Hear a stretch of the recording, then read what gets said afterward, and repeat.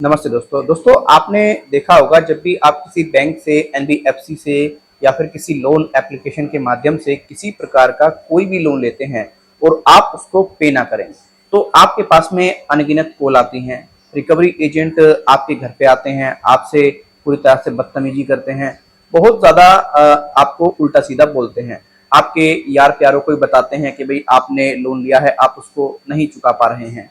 अभी एक ऐसा मामला मेरे सामने आया जिसको देखने के बाद में मैं पूरी तरह से शॉक्ड महसूस कर रहा हूँ। यार इतने गिर चुके हैं रिकवरी एजेंट, इस हद तक भी जा सकते हैं ये रिकवरी एजेंट। हैदराबाद के एक व्यक्ति हैं अशोक, जिन्होंने एक अपने बिजनेस को बेहतर करने के लिए, अपना बिजनेस जिससे वो चला सकें उसके लिए पेटीएम से लोन लिया 6 लाख रुपए का। अनफॉर्चुनेटली वो बिजनेस तो बेहतर नहीं कर पाए, बिजनेस में उनको काफी नुकसान हो गया। तो रिकवरी एजेंट ने लगातार उनको कॉल किया, मैसेज किया, वो लगातार अपनी परेशानी बताते रहे। लेकिन वो व्यक्ति अपने परिवार के साथ में बैठकर रेस्टोरेंट में खाना खा रहा था। अचानक से रिकवरी एजेंट पहुंचता है और उनके साथ में बदतमीजी करता है, मारपीट करता है, इवन उनको चाकू दिखाता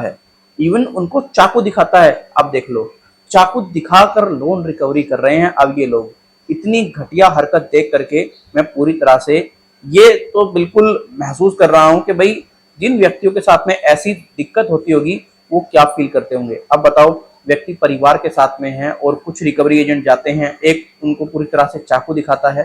अब इसकी जो शिकायत है उन्होंने पुलिस में कर दी है। जो भी एक्शंस हैं आगे होंगे मैं बता दूंगा।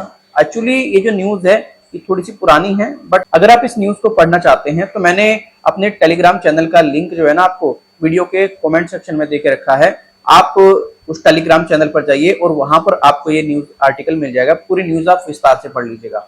अब देखो, आपने अगर किसी बैंक के माध्यम से, किसी एनबीएफसी के माध्यम से किसी प्रकार का कोई भी लोन लिया है, आपको बहुत जरूरी है सावधान होना अगर आप उसको पे नहीं कर पा रहे हैं। आज तो चाकू दिखाने की बात आई है, चाकू मारने की धमकी देने की बात आई है। आने वाले टाइम में ये पता नहीं रिकवरी एजेंट कितने गिर जाएं, किस हद तक इनके अंदर जो ये क्रूरता छिपी हुई है सामने आ जाए। इस चीज को आपको समझना बहुत ज्यादा जरूरी है।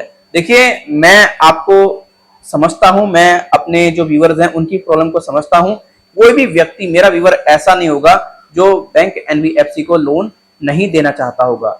वो पूरी तरह से बैंक एनबीएफसी से लोन लिया है, वो चाहता है कि उनको सिर्फ वक्त मिल जाए, और वक्त अगर मिल जाता है तो बहुत अच्छी बात है। लेकिन उनको वक्त नहीं दिया जाता, उनको गालियां दी जाती हैं, उनके साथ में बदतमीजी की जाती है, उनको बहुत ज्यादा प्रताड़ित किया जाता है। अगर आप कभी ऐसी सिचुएशन में फंस जाएं तो सबसे पहले आपको अपना मोबाइल फोन में जो भी रिकवरी एजेंट आता है, बात करता है आपसे कुछ भी, उसकी रिकॉर्डिंग जरूर करनी है, वीडियो जरूर बनानी है, जिससे कि आप पुलिस में कंप्लेंट कर सकें। अगर ऐसी सिचुएशन आपके साथ में क्रिएट हो जाए, भगवान ना करे, तो आप इमीडिएटली पुलिस में कंप्लेंट करें। विद रिकॉर्डिंग आपको अच्छी खासी मदद मिलेगी।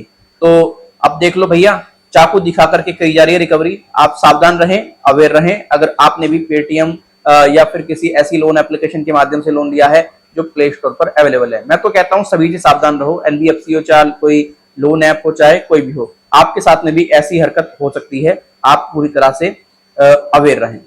तो फिर मिलता हूं किसी और वीडियो में। अपना ख्याल रखें, अपना ख्याल रखें। अगर ये वीडियो आपको जरा सी भी हेल्प कर रही है, आपको पूरी तरह से सही इन्फॉर्मेशन दे रही है, तो आप इस वीडियो को लाइक करके जा सकते हैं। हेल्प नहीं कर रही है, वीडियो को डिसलाइक कर सकते हैं। कोई सुझाव देना चाहते हैं, ईमेल और कमेंट के जरिए दे सकते हैं। आप में से काफी ऐसे व्यक्ति हैं जो बैंक एनबीएफसी से परेशान है, बहुत ज्यादा उनको दिक्कत है, वो हमसे पर्सनली बात करना चाहते हैं। तो देखिए, हमने आप लोगों के लिए पेड सर्विस की शुरुआत की है। आप इस पेड सर्विस का लाभ उठा सकते हैं। हमारा व्हाट्सएप नंबर स्क्रीन पर नजर आ रहा होगा। आपको यहाँ पर 2 टाइप की इन्फॉर्मेशन दी जाती है। एक तो हम सामान्य इन्फॉर्मेशन देते हैं जो कि हम ही प्रोवाइड कराते हैं, क्योंकि हम कोई लीगल एडवाइजर नहीं है, तो हमारे पास में कोई लीगल इन्फॉर्मेशन देने का कोई राइट नहीं है। दूसरी इन्फॉर्मेशन जो हमारे पैनल पर एडवोकेट जुड़े हुए हैं वो आपको प्रोवाइड कराते हैं। अगर कोई लगता है कि हमें केस ज्यादा सीरियस है, ज्यादा ही इसमें एडवोकेट की आवश्यकता है, तो हम इमीडिएटली उसको एडवोकेट के पास फॉरवर्ड कर देते हैं और वो एडवोकेट जो अपने चार्जेस है बता देता है। अगर लगता है ये सामान्य जानकारी है, अगर हमें लगता है कि इस पे हेल्प हम ही दे देंगे, तो हम सामान्य जानकारी के चार्जेस बता देते हैं।